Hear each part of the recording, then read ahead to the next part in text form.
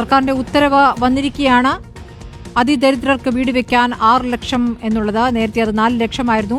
2 ലക്ഷം കൂടി ഉയർത്തിക്കൊണ്ടുള്ള തീരുമാനമാണ് വരുന്നത്. റഹീസ്, അതിദരിദ്രർക്ക് ആശ്വാസകരമാകുന്ന ഒരു വിവരമാണ് ലഭിക്കുന്നത്. എന്താണ് സർക്കാരിന്റെ പുതിയ തീരുമാനം? സ്മൃതി, അതിദരിദ്രരായ വീടും സ്ഥലവും ഇല്ലാത്ത ആളുകൾക്ക് നഗരസഭ കേന്ദ്രീകരിച്ചും നഗരപഞ്ചായത്തുകൾ കേന്ദ്രീകരിച്ചുമുള്ള ആളുകൾക്ക് വളരെ വലിയ ആശ്വാസമായ ഒരു തീരുമാനമാണ് സർക്കാർ എടുത്തിരിക്കുന്നത്. അതായത് 4 ലക്ഷം രൂപയാണ് വീട് വെക്കാൻ വേണ്ടി അതിദരിദ്രരായവർക്ക് ഇതുവരെ നൽകിയിരുന്നത്. അത് നഗരസഭയിലും നഗര കേന്ദ്രീകൃത പഞ്ചായത്തിലുമുള്ള ആളുകൾക്ക് 2 ലക്ഷം രൂപ കൂടി അധികമായി നൽകാനുള്ള ഒരു തീരുമാനമാണ് സംസ്ഥാന സർക്കാർ എടുത്തിരിക്കുന്നത്. അതായത് പരമാവധി 6 ലക്ഷം രൂപ വരെ വീട് വെക്കുന്നതിന് വേണ്ടി നൽകും. സ്ഥലത്തിന്റെ കാര്യത്തിലും 3 സെന്റ് സ്ഥലം ഉണ്ടെങ്കിൽ മാത്രമായിരുന്നു സർക്കാരിന്റെ സഹായം ഇതുവരെ ലഭിച്ചിരുന്നത്.